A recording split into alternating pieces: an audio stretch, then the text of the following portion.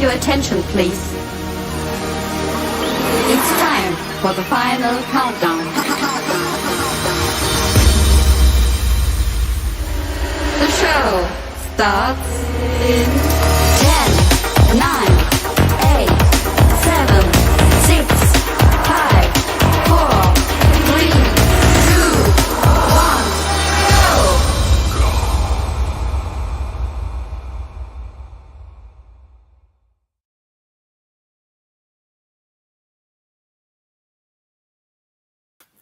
And we're back. It's the Lakers Fast Break Podcast. It's Gerald Glassford. We're here for our part 2.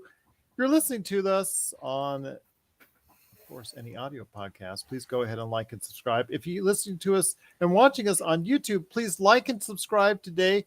So it really helps us out.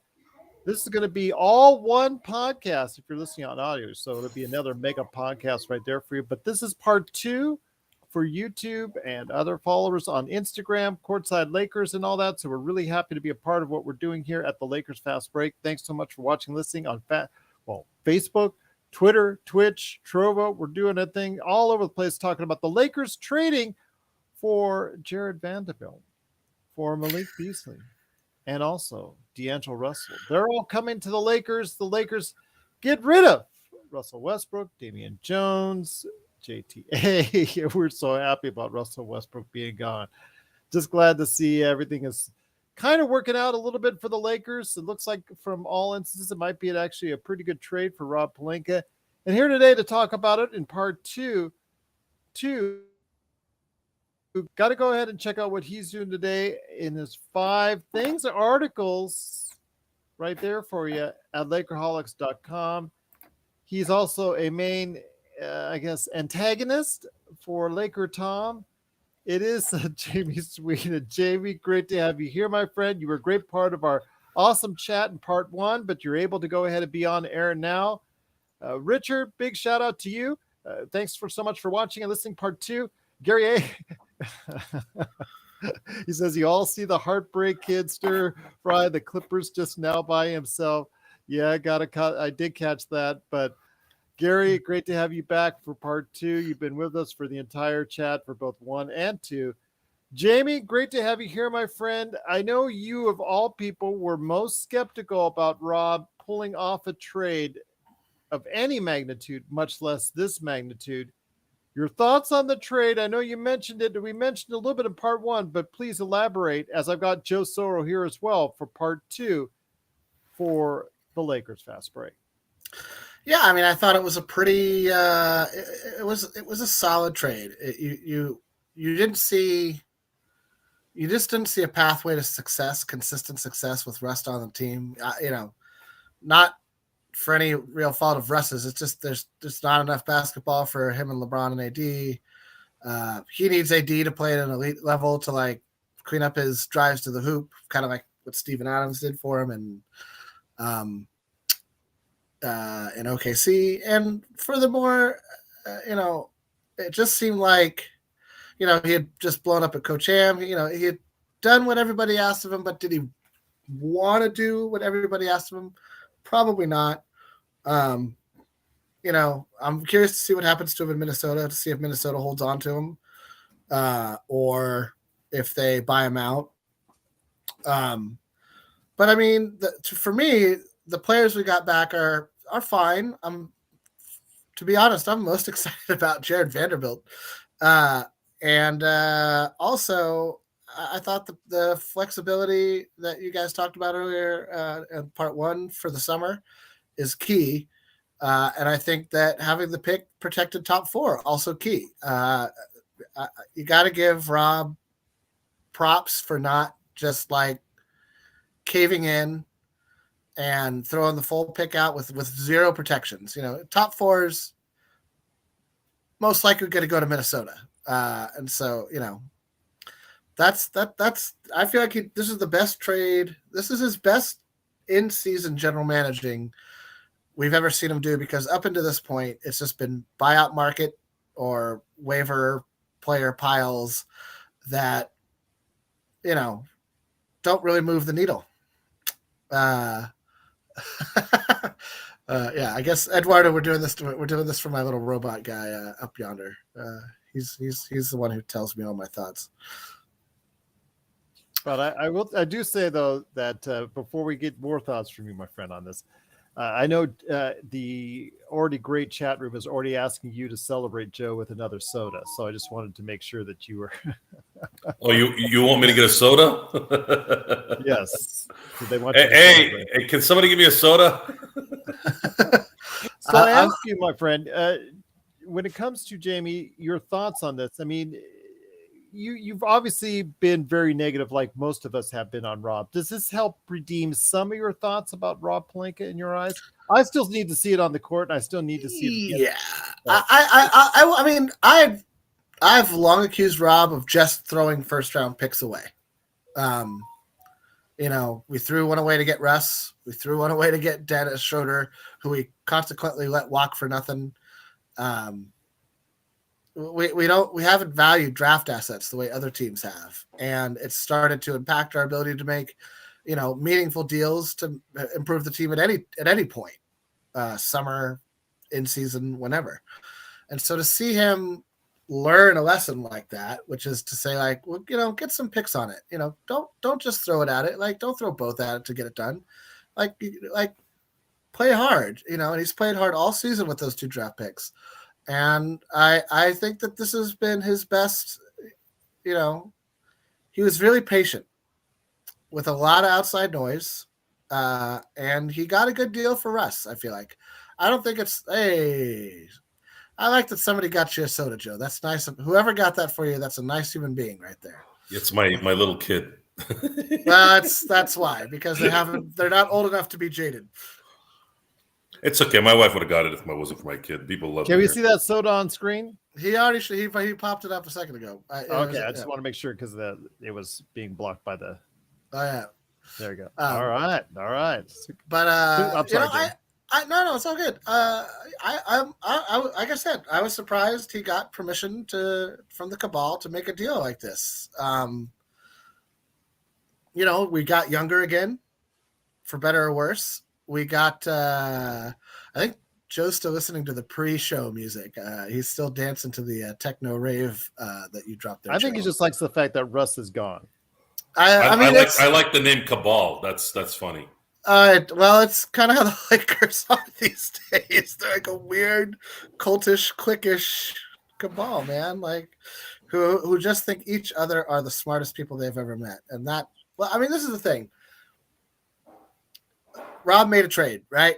Great. We haven't seen it on the court. May work out, may not work out. That remains to be seen. I don't know who's going to tell D'Angelo Russell he's coming off the bench in this system. But it's that's going to be a fun discussion. That's a joke, by the way. I don't think he comes off the bench, though. No, I'm joking. I'm joking. It's a joke. Okay, I didn't even know. It sounded like the way that was so smooth. I was just like, okay, give me off. I don't mean to. So anyhow,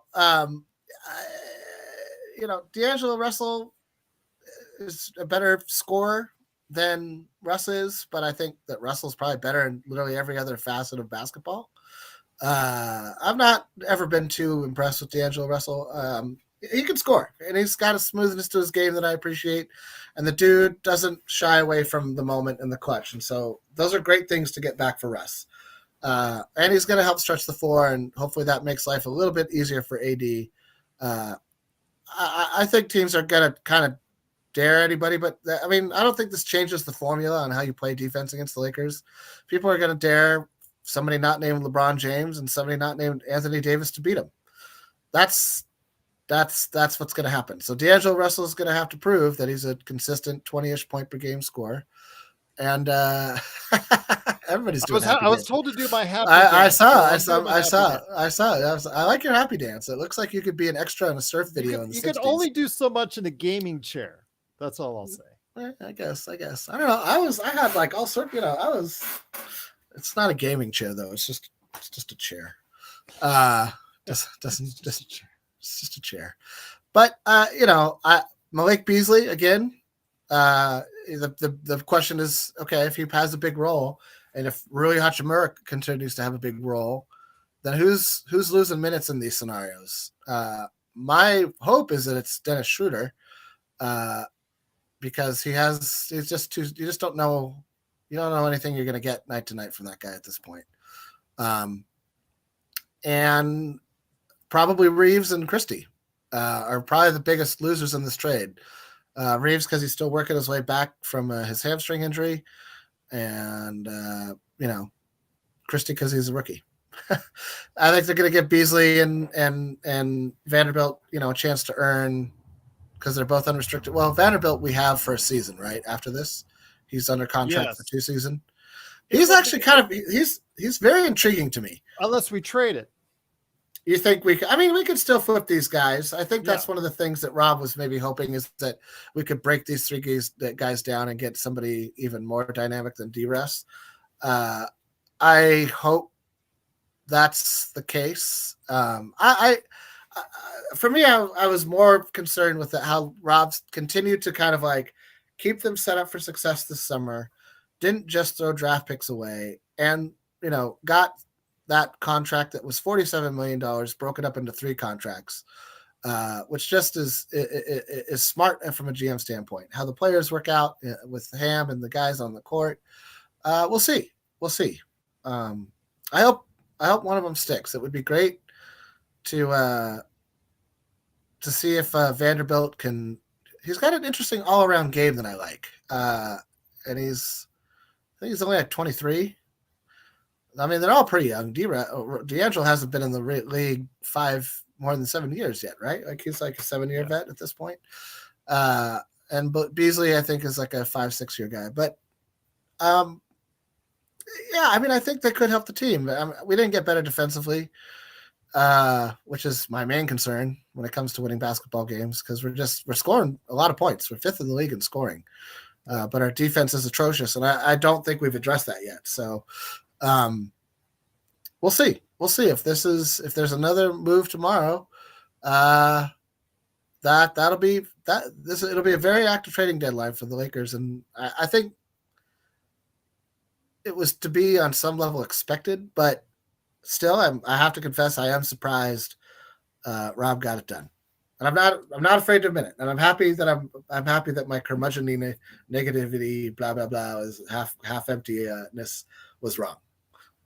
So before I get into Joe Soro, I do want to mention that there's been another major blockbuster trade that's been made. And I'm not talking about Josh Hart for a first rounder and Cam Reddish. That was not a major blockbuster trade. I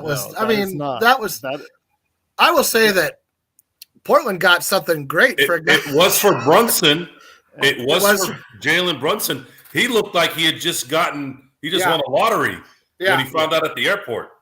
Cam Reddish has been the fascination for a lot of people on this show and others. I don't Josh understand Hart why. Produces. No, Josh I don't Hart know produces. why, because simply the guy can't shoot from the outside, and his position, he needs to be able to shoot, and that's the reason. There's a reason why he's been a DNP CD coach's decision for several occasions for 2 different teams now. Right. So, hold your enthusiasm on Cam Reddish, but I think Josh Hart is a solid player. It should help. Katie's going to Phoenix, by the way. That's what I was going to mention. What? That there has been a new trade because Kevin Durant yesterday. Well, let's hear this.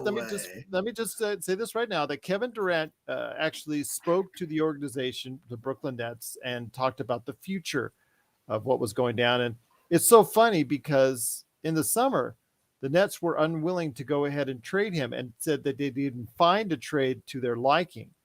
Well, a few months later and a Kyrie trade later, and obviously KD expressed his displeasure with being on the Brooklyn Nets anymore. So tonight, just announced by Adrian Wojnarowski and Shams Charania, it looks like that a Kevin Durant trade has been made. The Suns are sending Mikal Bridges, Cam Johnson, Jay Crowder, not 1, not 2, not 3, but 4 first-round picks, a 28-28 pick swap for Durant and TJ Warren. Wow. Yes. That's a haul. And remember, with Phoenix, they just got their new owner in place. Was it yesterday? I think he was approved by the Board of Governors over the weekend. He just came into power with his 57% share or somewhere around there. in the past couple of days. And he wanted this deal done, according to Adrian Wojnarowski, and it was done, as the Phoenix Suns are the new destination for Kevin Durant. So I really wanted to get that in there. We'll discuss this more on tomorrow morning's trade deadline special. We can even talk about it tonight, but we want to also focus on the Lakers trade as well and what the Lakers still need. But also here today to talk about the big trades that are going on. He can even talk about the Kevin Durant trade if he wants. Good man indeed. It is the guy behind SimBlades, SimBlades with a Y.com. If you're in the SoCal area and you want a new lawn, or you want to go ahead and talk to him, reach out to him as Ox1947 today at LakersBall.com. It is Joe Soro. Joe, you just heard the major trade for Kevin Durant. I actually like the deal for the Nets. I think they got a great haul.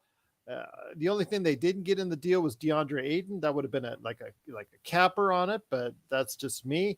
But I think they got a killer deal for Kevin Durant, who is obviously still at his age one of the greatest players still on the planet. Your thoughts, though, coming back to the Lakers, you obviously expressed very, very much positivity for the trade. We both like the fact that Russell Westbrook is now gone, addition by subtraction. We got players now in a rotation who can shoot and statistically can shoot, even with what you call the Lakers bright lights, maybe knocking down a couple percentage points as far as for their three-point shooting percentage, but that they can shoot and that they want to shoot threes. Doesn't help our defense a whole lot, except for maybe on the back end with Vanderbilt. Your thoughts, though, now that you've had some time to think about it, have you had any change in your mind as far as the trade is concerned? No. I thought it was a B plus border, A plus, A minus deal. It really came down to the fact that the top 4 pick is protected pick, I should say, was the clincher for me. D'Angelo Russell, since the new year,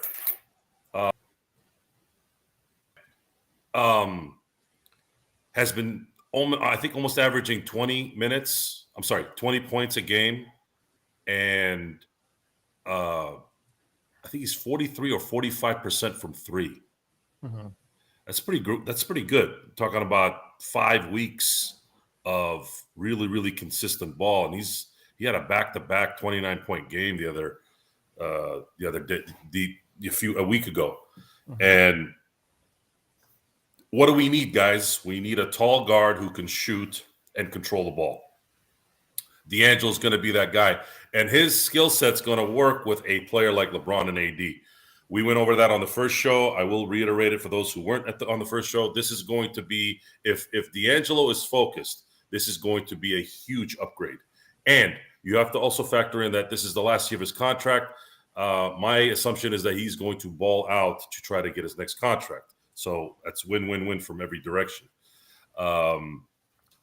Vanderbilt, we know, is a really good defender. Guess what? We needed a good defender. Someone that can actually defend a 3 with some skills. Vanderbilt has that. Whether he scores or not is irrelevant. If you have D'Angelo out there with LeBron, AD, and I don't know, let's say, I think he can defend some wings. I know that Tom's is adamant that saying Vanderbilt can't guard wings. I think he can guard wings. I'm agreeing with Z. Well, I'm going to say this. He can guard wings a hell of a lot better than Patrick Beverley. Yeah. So we have to look at this from what we had, ladies and gentlemen. Right. We had an upgrade in every way in this trade. I mean, every way. And this team is upgrades away from probably winning 4 or 5 or 6 games this year. So that's the difference. The only issue right now is we're not going to be able to really see the team play until Saturday, which means tomorrow, unless the Lakers pull a Mavericks tonight by beating the Clippers without Luka, we are probably going to be 6 games under 500, which means the climb is going to be very, very difficult. And they're gonna have to really focus in the next 26 games after tomorrow, should they lose tomorrow. But a little bit of it tells me that, you know what, that we've probably conceded this season a little bit, not all the way. This kind of gives us hope. Maybe the trade, hopefully by tomorrow, hopefully one more trade that involves Patrick Beverley.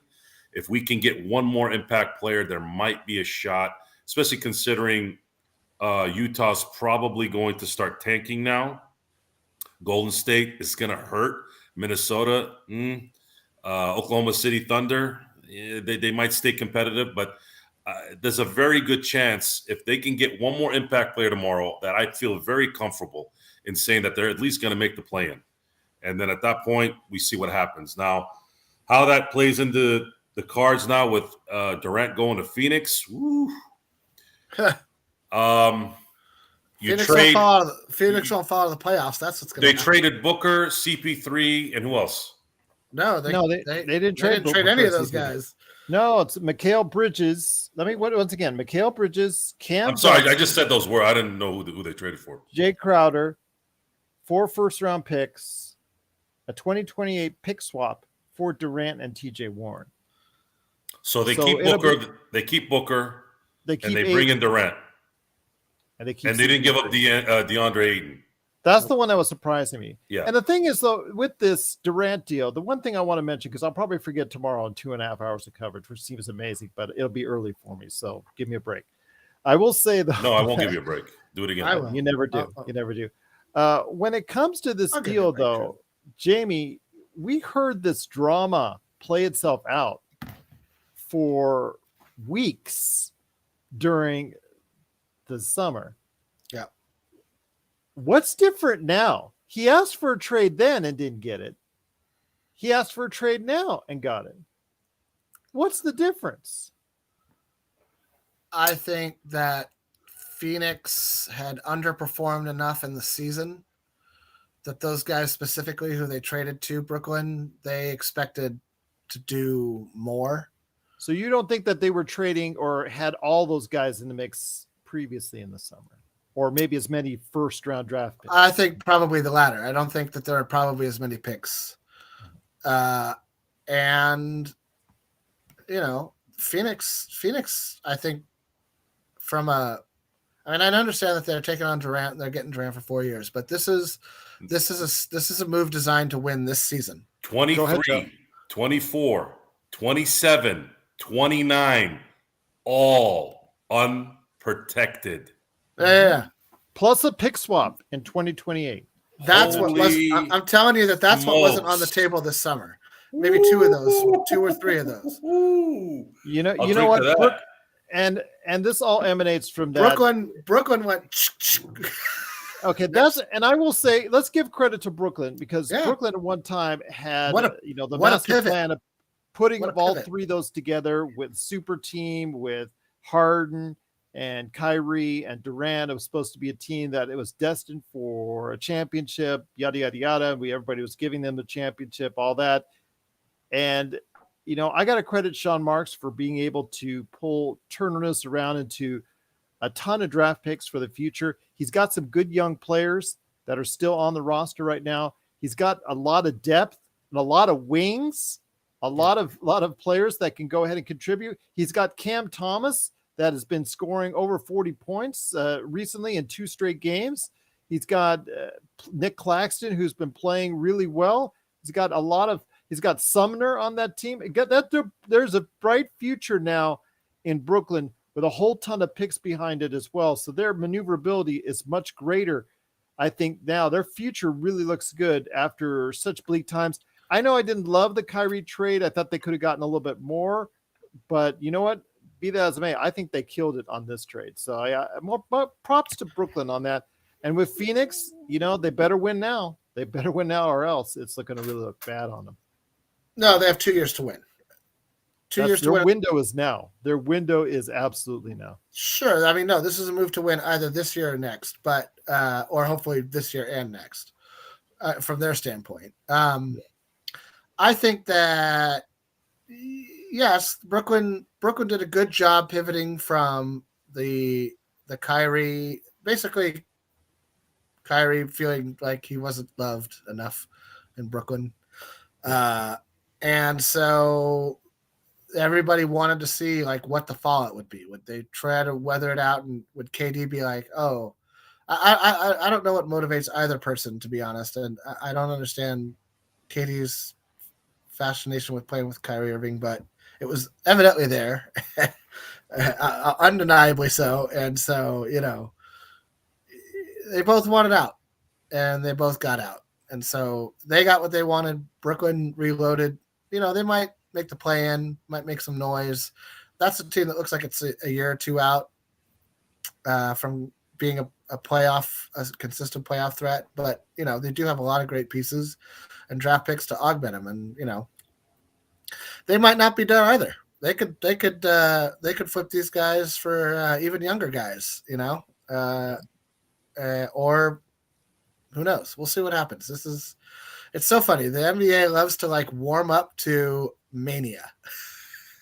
Well, it definitely, and plus they still got a lot of great shooting on that team, which is even still got Patty Mills, still got Joe Harris. Yeah, like Seth Curry. Yeah, they still got Curry. some players that can get into 40% plus from 3-point area. Joe, and they're all going to get shots now. Yes, they're all going to get shots now, indeed. But Joe, I know there's no superstar now in Brooklyn, but they've got a talented team there and a lot of depth in almost every place. Still, center is this issue for them, but I still think overall it's a fantastic trade for the Brooklyn Nets. It is, and it could be fantastic for Phoenix, but they have to win this year. Yeah, I think this year. Here's how I'm looking at this. Unless Rob gets something tomorrow that's astonishing, somebody like a Siakam out of nowhere, right? I'm going to be cheering for Phoenix because I'm worried about the Celtics. And if Durant is healthy going into the playoffs, going into the finals, and Booker and him mesh well, and CP3 is just, a little bit above average, I think there's a good shot that they can take it. And that's how I'm going to be looking at this. Everything this year has been about leveraging the situation, leveraging the New Orleans Pelicans draft swap, leveraging how we're going to be able to handle the season when it's finished based off of who's going to get number 18, including the Celtics. That's the problem of all this in the end.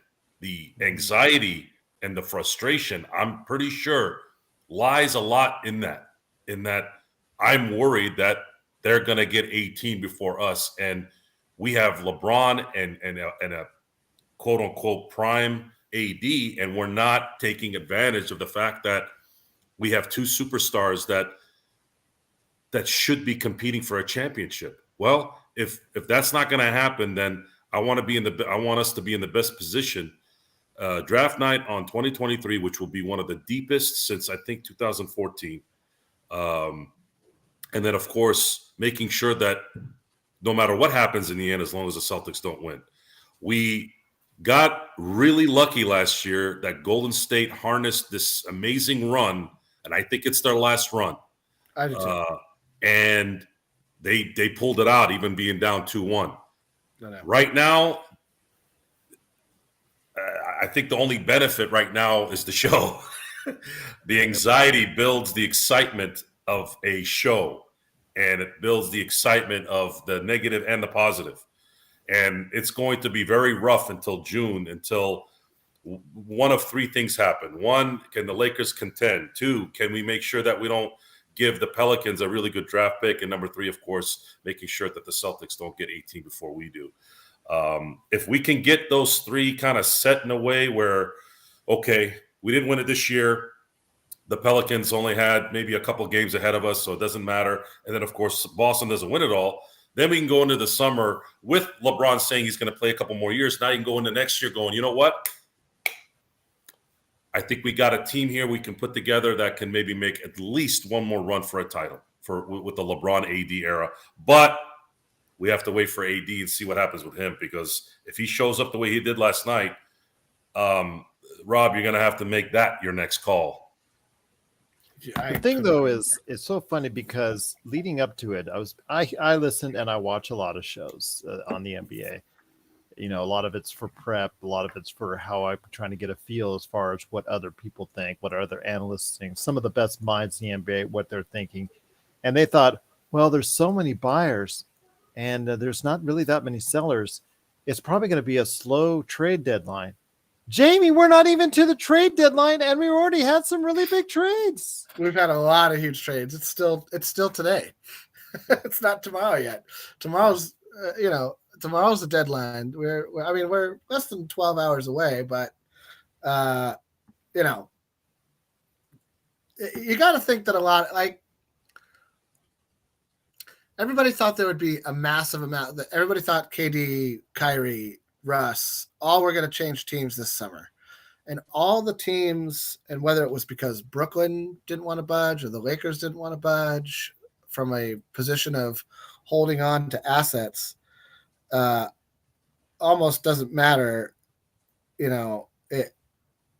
Nobody budged. And so there was this massive shift. Ayton stayed with Phoenix. Buddy Hield, Miles Turner didn't get traded. All these things everybody thought was going to happen still didn't happen, right? None of those things happened. All the things everybody's been writing and predicting and blathering on about ad nauseum, not one of those things happened. Bulls still have Zach LaVine. We'll see. That I guess could still happen. But it's always this is why I don't get too caught up in shows like that.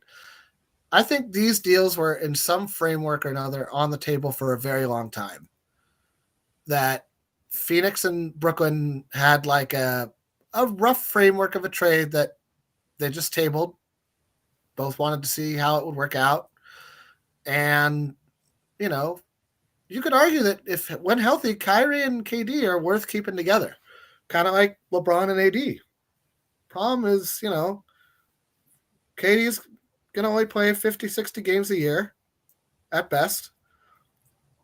And Kyrie's Kyrie. He wants to be loved for his work ethic, but he can't stop using that platform he acquired, being really great at basketball, to do wacky things. So,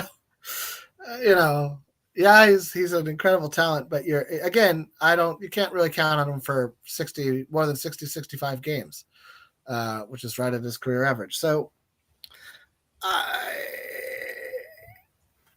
it's not surprising to me that there are all these trades that, maybe people just say this the Kevin Durant to Phoenix, I think has been that trade was there in some form or another since summer, right? Like it had to have been Ayton picks, whatever. Those are that's the disagreement.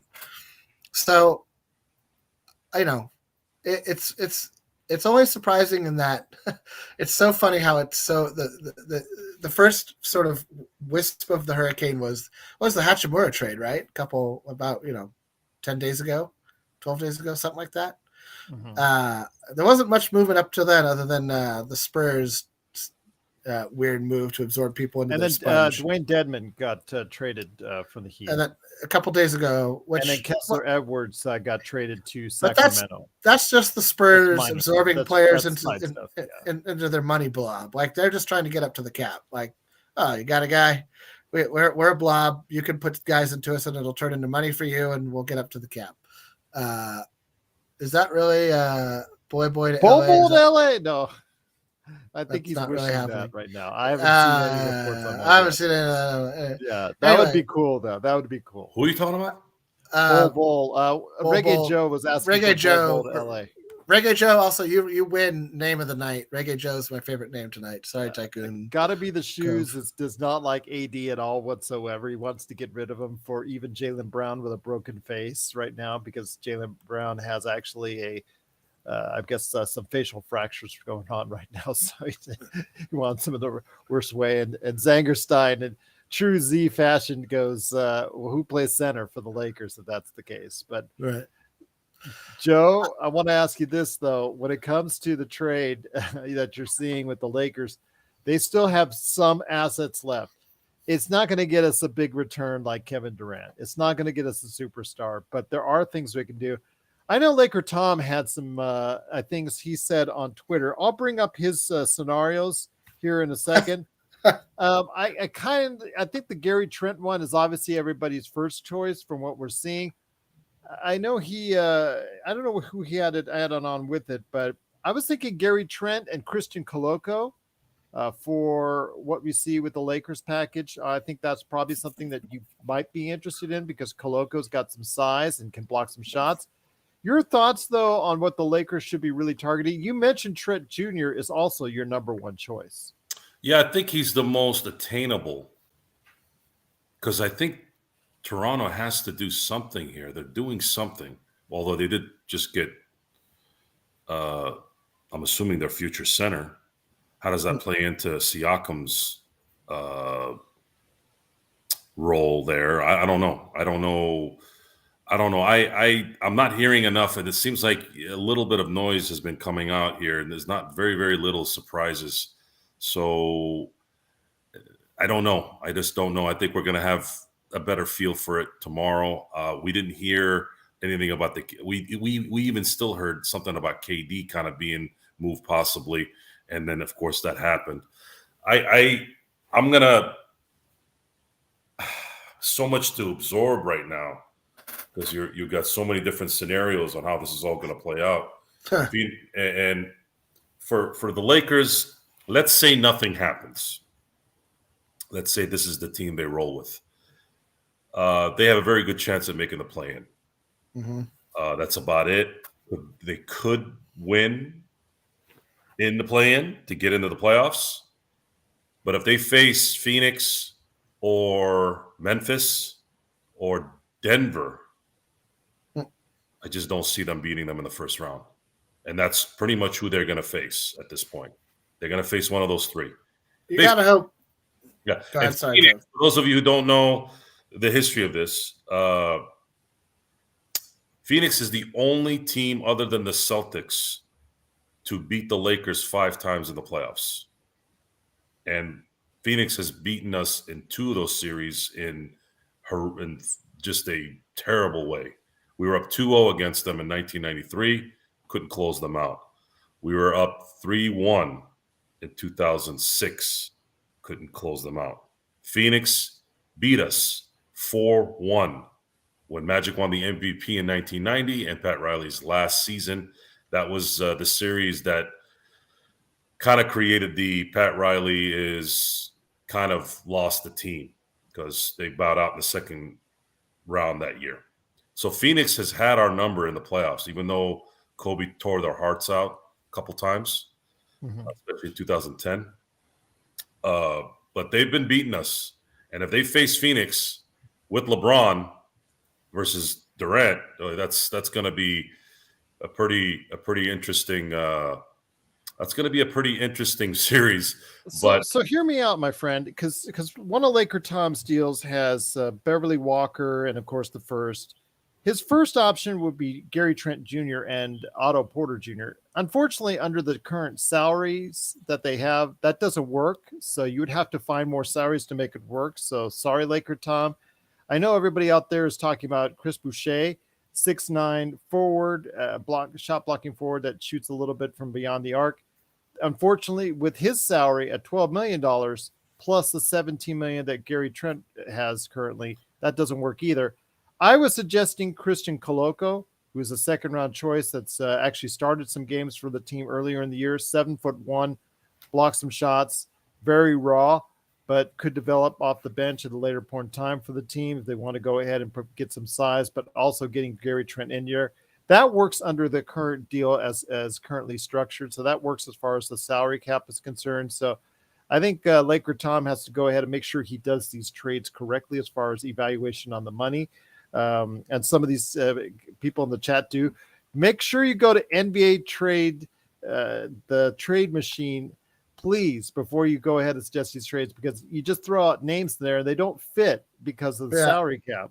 Yeah. His second choice was Bogdanovich and Bey, Sadiq Bey. I don't think they're going to give up on Sadiq Bey that easily, but maybe you throw enough at them, they might. Pistons, then he's going back to the Pistons again for Alec Burke and Nerlens Noel because, as he mentioned on the first show, he is very, he's in love with Nerlens Noel for some reason. Very infatuated with him. Right. I do not want Nerlens Noel in any way. No. He's flaked out almost everywhere he's been. There's one player left, and I don't even think he's available. There's really one player left, and I'm going to say this because you're talking about Laker Tom, so I'm going to placate it. I love Laker Tom. I'm going to placate Laker Tom with a Coke too. Yep. Yes. So the perfect player where there's a chance, I know it's not going to happen, but there's a chance, is Miles Turner. If the Lakers could find a third team to throw an unprotected pick to Indiana, Lakers send their 29 pick and all three of their second round picks and Beverly and Lonnie Walker or whatever. Good luck. Now you're getting in. Now the Lakers get interesting. Other than that trade, Toronto has to figure out whether they want to tank right now. I don't know if they do. I haven't figured that out yet. His choices were getting Richardson and Podol. I'm not in love with Podol because Z likes it. I know. Z likes what I said, and I'm not saying it's going to happen. But if we're looking at it from a what would make the next difference, I should say, what would really light the fire where you're like, whoa. So this leads me into my last thing before I want to finish off his list. Oubre Jr. and Washington from the Hornets would be his last option on that. Getting to what something could be a bigger, if the Lakers made AD available by tomorrow's deadline. No, I don't see that. And that's something that does that make sense according to what got to be the shoes? Because got to be the shoes wants AD gone and seemingly in the worst way. Yeah, that's not going to happen because then you officially call yourself out for the year. It's a 0% at that point. So no matter what they trade for, it would be you go. I think Miles Turner and a package for AD. At this, no, I don't think that'll work. I think what did happen now with the original package for let's stick with the Miles Turner thing. The original package that we heard was 2 first-round picks for Buddy Hield and Miles Turner. Well, the Lakers were not going to send 2 unprotected picks to Indiana for those guys, right? Because at the time they don't want to pay that extra money for Buddy Hield to go beyond the season. So they make this trade here with Minnesota and Utah. And somehow managed, and that's probably the most impressive part about this trade, if you want to look at it from an objective standpoint, like if you're just an analyst, they got 2 expiring contracts of guys that actually have talent. 2 expiring contracts. And then you have a guy who's really good on defense making $4 million a year next year. That's a hell of a freaking haul, just from a number standpoint and asset accumulation standpoint. Our issue during the year was we can't let these contracts run out because we're worried about losing. Z corrected me because I had originally said 15 to 20, $30 million. We would have lost $30 million had we let these contracts expire. And that's something that needs to be talked about more and more. So the fans out there that are looking for knowledge, they need to understand the CBA says half and half, which means these contracts that you see and you look at sometimes and go, wow, what the hell were they thinking? It has nothing to do with what they were thinking. They have to spend that money. You have to. Otherwise, you don't get it when it goes out. It's been set up that way. So now that I would say is if we were asked for grades, right? The grade was a B+ on my end because of the talent that we received. It's very B+ talent. But where Rob got the A is in asset accumulation and not going against what they originally said, which was we do not want large balloon contracts after the season. They made that happen. I don't know how the hell they did it. And on top of that, they have a top 4 protected first-round pick in 27, which was absolutely brilliant. Yep. And look, Rob caught up. He caught up a little bit here in this trade. Tomorrow, we find out if he can get one more gun in here. One more gun. And if it's some kind of miracle where you can get a big who can shoot, that's why I mentioned Miles Turner, then at that point, we're going to be talking about, is Phoenix and the Lakers series really, is that going to be a blowout or is it going to be close should they face each other? The only thing is, I know that got to be the shoes that's just holding on to this thing. I don't have faith, AD. I don't think that Joe, Jamie, myself, Laker Tom, or anybody on the staff actually has faith in AD being healthy the rest of the way. Okay, we don't. We've seen it in street clothes far too many times. But you got to make sure when you make a trade or get offered for a player like that, that you actually get a commensurate value. Because the Lakers, they don't have many options left. They are not Utah. They're not Oklahoma City. They're not Brooklyn, which has, I guess, a treasure trove of assets now that they can go ahead and utilize in many trades. The Lakers' assets are few and far between. And they don't have enough right now on their own, as Joe mentioned, on getting Miles Turner here to play alongside AD, unless they trade AD or unless they get a third team involved, because there's just not enough, especially with the salary cap involved. You're not, his bump up, because he's no longer at a 17, 19 million for this year. He got bumped up to, what'd you say? It was over 30. Didn't you say it earlier today? He's over 30. Up to 35 this year, and then he's getting paid 20 and then 20 and change on the third year, which is a very friendly contract, which is what appeals to me.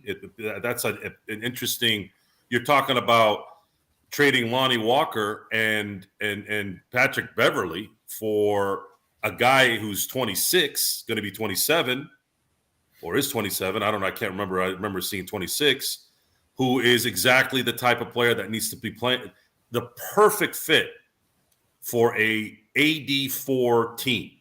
AD4 as in 4 position. He's the perfect guy because he can still spread the floor and hit those shots and also play good defense. It would be a juggernaut. I mean, if it would just be a juggernaut. And I think mentally, I think that changes AD's focus a little bit more into the positive. I know I'm sounding like a psychiatrist, but I'm not. It's just common sense, guys. If AD knows he's got backup, he's going to play like AD as long as he's healthy. And it becomes very interesting. And I'm on that bandwagon. I'm on that Laker Tom, sniffing glue, drinking Coke, whatever the hell is you want to call it. I want that trade now. I want it now. Now I want Miles Turner. That's where I'm at. That's what happened. Sorry, Tom. I know you don't sniff glue. It just came out of my head. So guess I picked a bad day to stop sniffing glue. I did see an airplane skit that might have been. I might dream it tonight now because I did talk about it. Somebody mentioned Kareem Abdul-Jabbar and airplane. So I did yesterday. You did yesterday. So now I've been since then I've been thinking about airplane and Naked Gun movies. I can't wait to see I can't wait to see the reboot with Liam Neeson. I think he's actually going to do very well on it. I'm excited for it. Okay, I think I'm excited. I didn't even know there was a reboot. Yeah, it is. Liam Neeson's going to play the role of Leslie Nielsen to that character. So, what a guy! What a guy! What a guy! Once again, it is the Lakers fast break. That's like Napoleon Dynamite when he's on the phone asking Kip to bring him chapstick or whatever. Oh God! Like, can we not have an original? Can we have an original idea? You can't because you'll offend people, and these guys are all wussies. So ridiculous. Once again, it's the Lakers fast break. We're almost out of time here today. We're going to be leaving here in a little bit, but before we head on out, it seems like there's no more Laker trades tonight that are going to be happening. But again, tomorrow, 10 a.m. to 12:30 p.m. we'll be here for the Lakers NBA trade deadline show, plus also as well tomorrow night, playback.tv/Lakers fast break for the Lakers and the Bucks. And then of course the post game, the best post game that's around is right here at the Lakers fast break, and the best chat room, even right now at almost 11 o'clock at night on the Pacific coast right here. It is the best Lakers chat room that's out there. You are talking NBA basketball and we absolutely love it. Before we head on out, Jamie, we really did this for you, man. We wanted to make sure we heard your thoughts because we really appreciate and value what you bring to us here at the Lakers Fast Break. Yeah. As Joe gets some tears when I say that, but when it when it comes to what the Lakers still need, I mean, we saw the big trade for Phoenix during the course of this show. I love it when these big trades drop during the course of our show and just like Me too. throws like a left hook out of nowhere right there. But the Lakers still need to make some moves. They are still not in a position where they could beat the elite in the Western Conference. I'm not even talking the Eastern Conference, the elite in the Western Conference without some more help. So what do you see the Lakers hopefully doing in the next, maybe 13, 14 hours? Yeah, I was gonna say we're less than 15 hours out. I've liked some of the trades I hear bandied about. It does get a little bit to the point for me personally where I think, I mean, not that we had such a great team that you want to disrupt or whatever, but like if you ship out this many guys and bring in this many guys with 4 games before the All-Star break, and then obviously you won't have the whole team there during the All-Star break because LeBron will be at the All-Star game. You can, I'm sure, have some practices. AD won't be there because he and his wife are going to Cancun or whatever. I do worry a little bit about it coming together in a meaningful way. I understand that, and this is always one of the things I cut when Tom gets way out in the weeds in his trades. I'm like, yeah, but now like basically mid-season we just got an entire new team with no training camp, with not a lot of practice, So I wouldn't fault Rob for stopping here. I would have always thought Patrick Beverley was one of the more tradable contracts on the team. Perhaps we're wrong about that. Perhaps nobody wants Pat Beverley and his $13 million. Our 6'1" wing stopper? Exactly. I mean, if we could get, if I could come up with a dream scenario trade, I would actually deal with the 76ers. I would do whatever it took to get Matisse Thybulle as a ball stopping option on defense. A younger version of Pat Beverley, and I think a better version of Pat Beverley already. I admire Pat's moxie and so on and so forth, but and I know he's been shooting better from 3, but he only takes, I think he's averaging 5 shots a game for the season, maybe 6. And it just isn't enough. Like, it's just, he's not putting the right kind of pressure, and it's, somebody's going to need to, what I like about getting a guard like Thybulle is he's going to attack the rim when he has the ball, and we need a guy who's going to do that. D'Angelo Russell has never been a good like driving point guard. He's a slippery point guard. He's a little bit slower than you think he might be. More methodical. Sure, if you want to be kind. And I am. Yeah, you're being kind. I mean, he doesn't have hops. He doesn't have tremendous foot speed. He doesn't have a great first step. He's not going to replicate, even if he gets assists, the type of gravity that Russ created driving to the rim, where he would pull 2 or 3 defenders into the paint.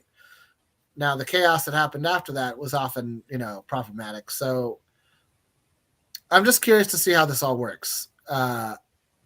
If you bring in, I think we have about as much of a chance of getting Matisse Thybulle as we do Miles Turner. So I don't think either team's going to move either player, but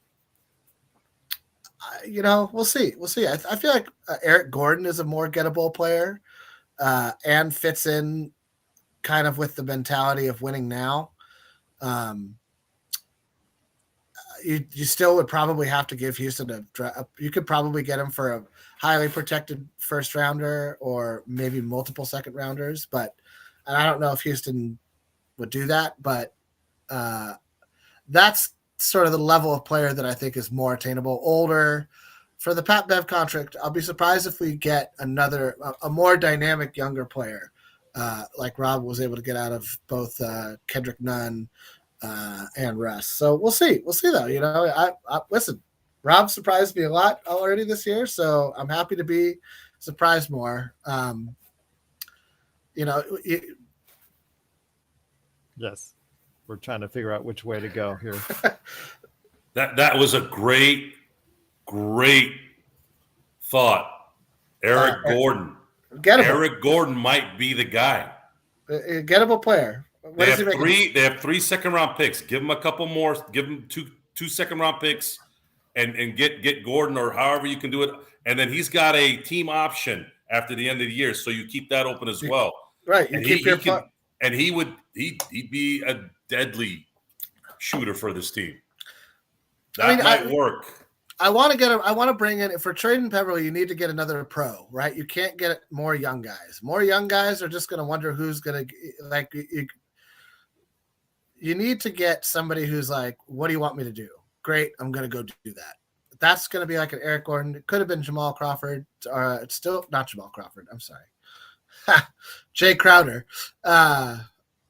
It still could be Jay Crowder, I guess. You know, there's no saying that Brooklyn doesn't flip Jay Crowder. I'm not sure who I'd be more excited. I think I'd probably be more excited for Crowder than for Gordon, to be honest, just because he's bigger and can body up 3s and 4s better than Gordon can. That is a look there, Joe.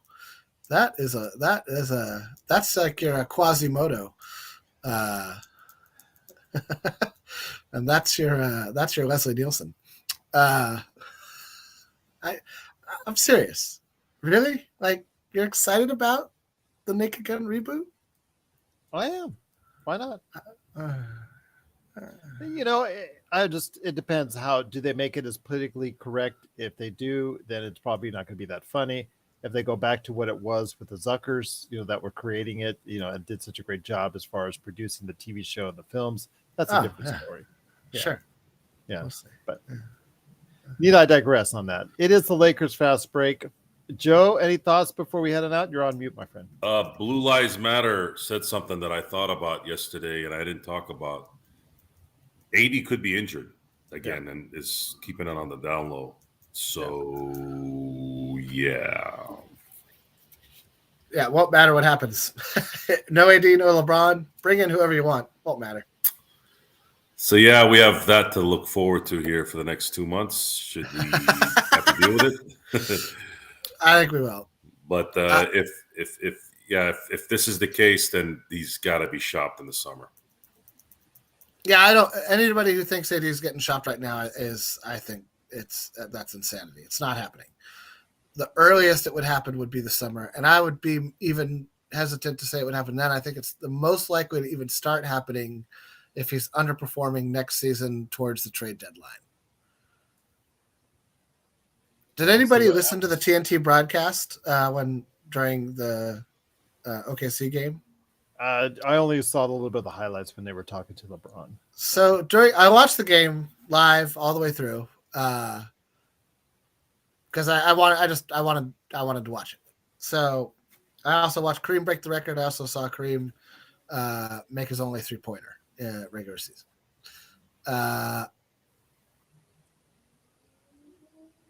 I loved watching the game, and one of the things that was cool about it was they had LeBron mic'd up, and LeBron's never mic'd up, and so it was nice to hear him see all his buddies at the game. And in game, you know, he was saying LeBron-like things, but at one point, it was after he had broken the record, and he was sitting on the bench during a stoppage in play. And he turned to AD and he said, "I love you, bro. I just want to make sure you know that." And AD was like pretty unresponsive, which makes you think one of two things. One, AD's hurt and he's super bummed about it. Like, you know, the foot just can't, it's just not going to happen. And he's trying to figure out if he wants to play through it or not, or get surgery.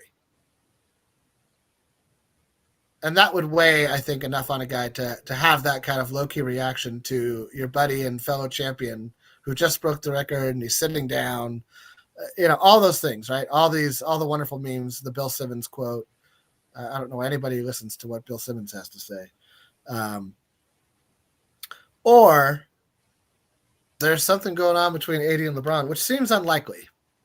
They seem pretty tight. So I think we should be more than a little worried that either what we saw last night is like the version of AD we're going to get going forward, a fairly ground-based version, a fairly slow, not boxing out, not able to rebound, not really able to make that many game-altering plays on defense, kind of just stuck in the paint a lot of the game. Also, not being all that present on offense. He shot the ball well, but he only had 9 shots. I don't think any free throw attempts. So just not applying pressure to the game. If that's the case, some of these guys are going to get a lot more shot attempts than maybe we thought they were going to get, and we'll see how that works out for us. But if AD's hurt, I wish he would just get surgery. I wish he wouldn't try to gut through it. I wish he would. I kind of wish he had gotten it right away, because then we'd already be a month into the recovery, and it's a long recovery with no guarantee he comes out, the same on the other side. So, with AD, the Lakers are just in a tough spot. It's unfortunate, and it is what it is. And I still just don't see them trying to trade him till trading deadline next year. We'll see what happens indeed. But once again, if you have questions for us, it's Lakers Fast Break. Anywhere you get your social media, Lakers Fast Break at yahoo.com.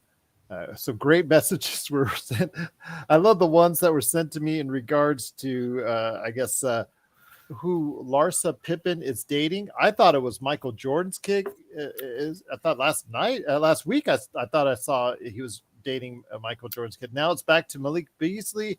I don't know who she's dating. I really don't keep up with that, but it's so funny because if it is Malik Beasley, that Scottie Pippen's Jr.'s future dad possibly could be coming to the Lakers if that's the case, which would just blow my mind. But I don't know. Again, I don't keep up with that stuff. It just got emailed to me. So I truly appreciate the emails nonetheless. I believe in miracles. Tell me about it. Just where you from. Yeah. But Joe, Jamie, it's been great here being on over 2 hours of our coverage of this trade. Hopefully the Lakers can continue on that, plus what we see with the Kevin Durant trade as well. If you like what we do, go ahead and check out what we're doing. NBA trade deadline special for 2.5 hours tomorrow. So got a lot that going on there. I asked Denver Nuggets baby, who said some very kind things, who was happy that we got rid of Westbrook. I asked him if he needed some type of move, maybe a move along the fringes, maybe more like, but nothing big, because he likes the team that he has. So maybe a move along the fringes, maybe just to shore some things up, because Denver looks really good right now, leading the West by almost 5 games, if I'm not mistaken. So yeah, I still think they're going to win it all. Let me ask you this, Joe and Jamie, before we leave on the Kevin Durant thing. Does this move surpass them in your eyes as far as above Denver in the Western Conference? Maybe not in the regular season, but not in the regular season. No. Yeah, if there's a run and they're healthy, meaning CP3 and Durant, it's still going to come down to Booker. Booker's kind of a pansy, so if his feelings are hurt, I don't know if he's going to sabotage this. And then of course you got Durant, who's a pansy himself, and then you got CP3, who should probably get in. He's going to be getting ready to do that power walking thing from the State Farm commercial soon. He looked really good doing that, by the way. It totally fit the part. Great form. If those three don't play like Ray Allen, Paul Pierce, and Kevin Garnett in 2008, this is going to be very bad. Yeah. It's going to be very bad. And this is not a next year thing. This is, we need to win the championship in 4 months. Yeah. I mean, that's why they made the move. I think that they'll give it PR life until next season. But yeah.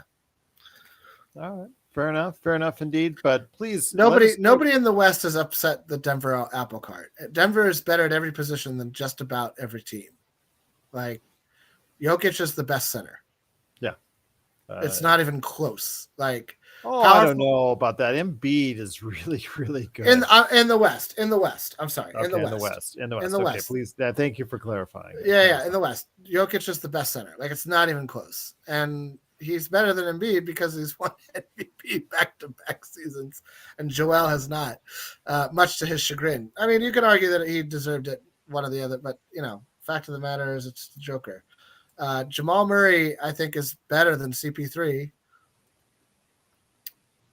And I think that there's enough in the tank for Denver. They don't need to make a move. Everybody's saying Bones Highland. They need to get rid of Bones Highland. And I don't think they do. I think at this point, if you're Mike Malone, if you're not getting somebody who like dramatically alters your chances, don't even make a fringe move. Like, I know these guys. I know what they can do. Like, let's roll. Like, let's do it. I don't know. That's just my 2 bits. And you can't count on KD not getting hurt. His knees are going, man. He and CP3 and Booker are all pretty susceptible to lower body injuries, and that's going to be a problem. That's going to be a problem if they can't stay healthy in the regular season. And we'll see. I think Joe's right though. If they don't win this year, it has the potential to go very bad very quickly, and that'll just make Brooklyn's patients look even more intelligent. We'll see what happens indeed. But catch us here for tomorrow at 10 a.m. Pacific time to 12:30 p.m. Pacific time for Good luck, Gerald.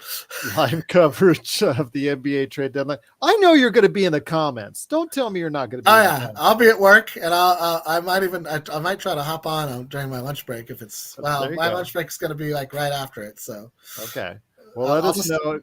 Let me know if you could drop on. I know it's not going to have the same feeling without Tom being in disbelief that the Lakers didn't make I know it's not going to have the same feel because they've already made a trade. He's good to go. He's no red in the face this year for Laker Tom, but last year I really thought he might. I was worried for his health. I was like, I wanted to know. Maybe I should have found it. I was going to go grab the Christmas card address so I could make sure I call 911. So yeah, absolutely. It's like. But I will say right now that it is the Lakers. Tom, I don't mean it. I don't mean it. I'm glad we traded. No heart attacks, please, Tom, for tomorrow. Yes. But Joe, great to have you here, my friend. Looking forward to tomorrow.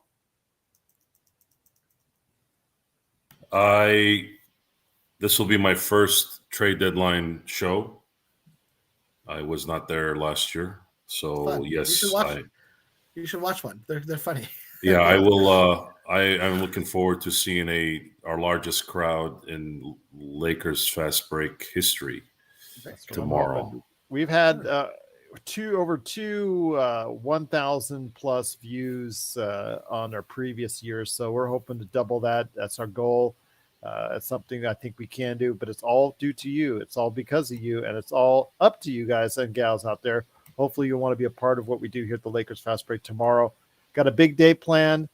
Also, don't forget the the Bucks game later on. So you're going to be seeing plenty of us. Hopefully, you'll be a part of it every single minute, every single moment as we cover the trade deadline like no one else. And looking forward to the game tomorrow as well.